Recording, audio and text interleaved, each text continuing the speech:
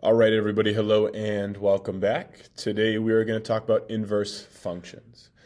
Now, for our first example here, just to take a look at exponentials, I'm going to sketch a quick graph, and I'll show you why we're going to do that in a second. So the first thing we're going to do is we've got y equals to the x power. So I picked some nice x values for us to go ahead and plug into our function. So I'm just going to take each one of these and plug them right in. So we have 2 to the negative first power, which is 1/2. 2 to the 0 power, which is 1, and then 2 to the first power, which is 2. Now, if I plot those points,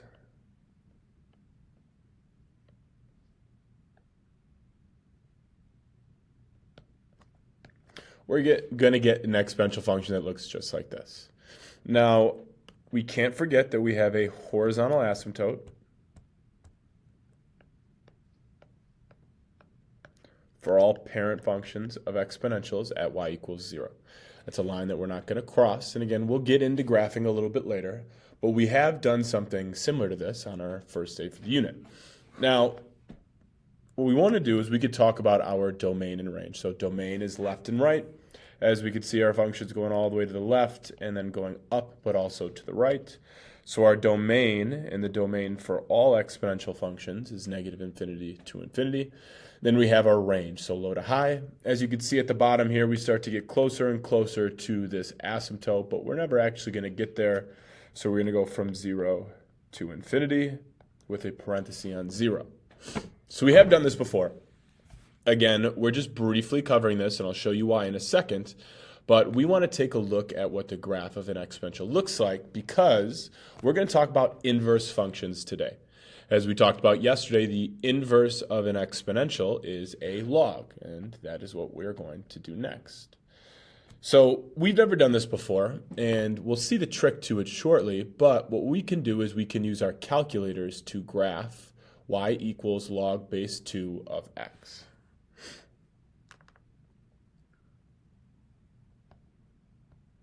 Try to think the best way to do this. The best way to do this is what I'm going to do is I'm going to switch here.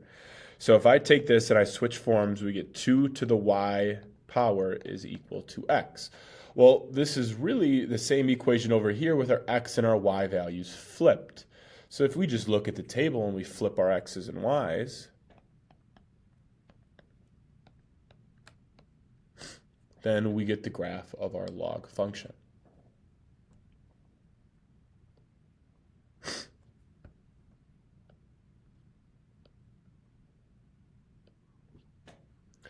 All right, because these functions are inverses, they're opposites of each other. So their table values are just flipped.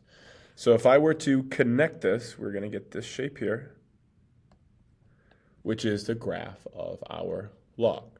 Now, exponential functions have a horizontal asymptote at y equals 0. So the opposite of that, because a log and an exponential are opposites, is going to be a vertical asymptote at x equals 0. Our domain, if we look at it, goes from 0 to infinity. And then our range is all values because we go all the way down towards -infinity and then up and to the right, which means -infinity to infinity. Now, here's the important part here. If we take a look at these graphs, they are basically the opposite, and that's because they are inverses of each other. Our domain and range are flip-flopped. The table values are flip-flopped.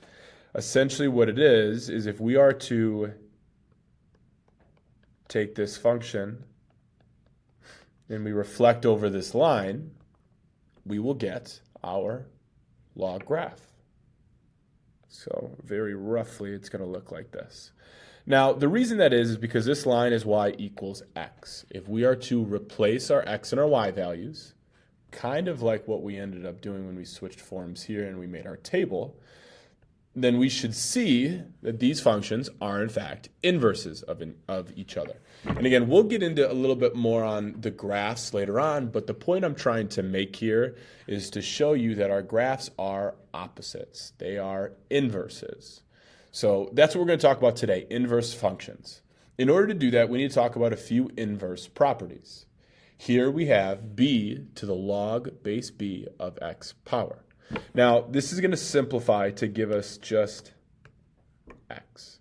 what ends up happening is if you have a base of an exponential and the base of a log that are the same, they are going to cancel each other out.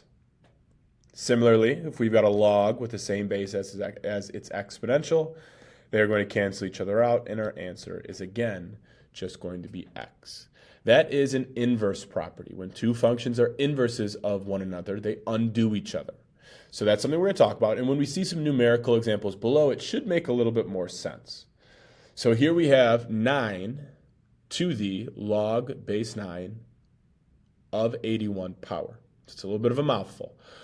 Now, using our properties from above, these should cancel, and our answer is going to be 81. But let me show you how that ends up working out. Now, we still have 9 here, but if we simplify this, this is saying 9 to what power is 81? Well, the answer is 2. All right, and then 9 squared is 81, so we get 81 equals 81, and this checks out. So we don't need to do all this work if we know the property that when a log and an exponential have the same base, they undo each other. They cancel each other out. Same idea is going to work over here. Remember, this is the natural log, so the base is e. We've got a log with the same base as the exponential, which means they are going to cancel each other out, and we get x plus 3. Again, here's the long way to do this. Now, what this is saying is the base here, which is e, to what power is equivalent to what we have here, which is e to the x plus 3. Now, the only way these two things are equal is if our unknown value, our exponent, is x plus 3. So again, we don't really need to do all that work as long as we know the inverse properties of exponentials and logs. They are going to undo each other. Now, we are going to use this idea below here to find the inverses of functions. Now, to do this, I want to start off with a linear function just so we can make some of the process a little bit easier, at least in the beginning. Now, there are a couple steps we're going to need to do here. The first thing we're going to do is we are going to switch x and y. And again, that's basically, let me redo that y there. That's basically what ended up happening at the top here with our tables. Our x and our y values flip-flopped, and it's because these functions are inverses. So to find the inverse function, the first thing we're going to do is we are going to switch our x and our y value. Now what we want to do is we want to isolate our y. Typically, we get equations that are y equals something. We usually don't have x equals something, especially when we're talking about functions. So what we're going to do is we're going to use inverse operations here to get our y value by itself. Now, in order to do that, I am going to do the opposite of what I've got here. So we have x minus 4 is equal to 3y. And then what I'm going to do is I'm going to divide both sides by 3. And we get 1 over 3 times x minus 4 over 3 equals y. Most of us like to have our y value on the left side, so we're going to go ahead and rewrite that here. And so our last step is to solve for y. So I guess we don't need that one here. Let's flip-flop these for a second. We will do our inverse operation second.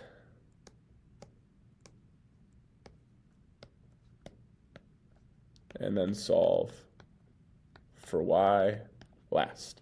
Now what this tells us is this function here and this function here are inverses of one another. They are opposites, and what you should see should make sense.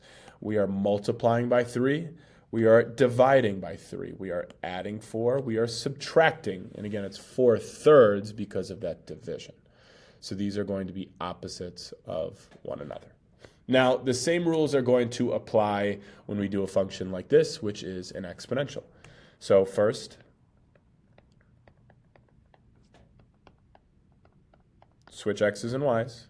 So we get x equals 5 to the y minus 2 power.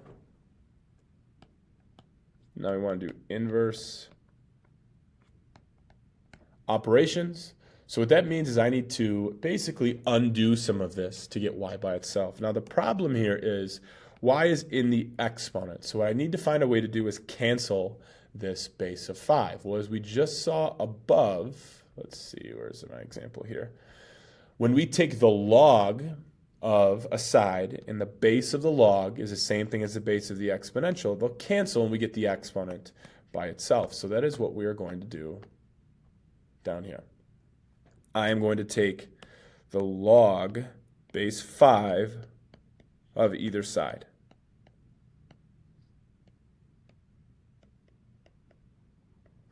Now again, the reason that I'm going to do that is because on this side, my log and my exponential are going to cancel, so we're left with y minus 2 is equal to log base 5 of x, and then my last step is going to be to add 2.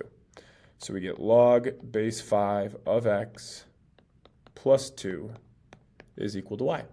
So the inverse or opposite of my original function, y equals 5 to the x minus 2, is going to be log base 5 of x plus 2 equals y. And I guess we could rewrite it like this, should we wish. Okay? Now, the last thing I want to do is a problem like this. It's the same idea, but now we have the natural log. So we're going to do our steps here, and I should have written my third step, which is to isolate y. So first, switch x and y.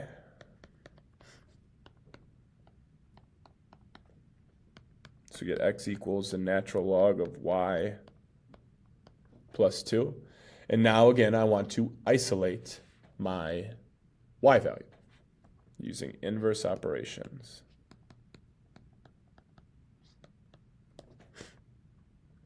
So in order to do that, we got to remember that this log is like an operation. The operation is happening on y plus 2. So I need to undo the log so I can get inside these parentheses. Now, in order to do that, we need to think about what is going to undo a log. Well, that is an exponential because they are inverses. So I am going to use this log property here. If I want to undo a log, I need to raise it to the power of an exponential that has the same base. So, since the base of the natural log is e, I'm going to raise each side with a base of e. This process here is called exponentiating because I am making both sides into exponentials. Again, the big idea here is on my right side, my natural log and e cancel, so I'm left with y plus 2. And we have e to the x on my left side. Lastly, what I want to do is I want to isolate y.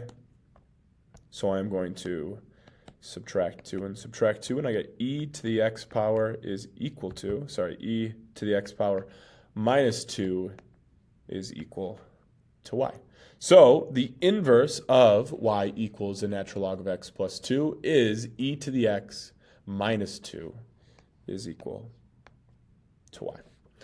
So let's talk about this real quick. What we did in the beginning is we briefly took a sketch of the graph of y equals 2 to the x power. Now the reason we did that is because I wanted us to see that exponentials with the same base are inverses of logs with the same base. They are opposites of each other.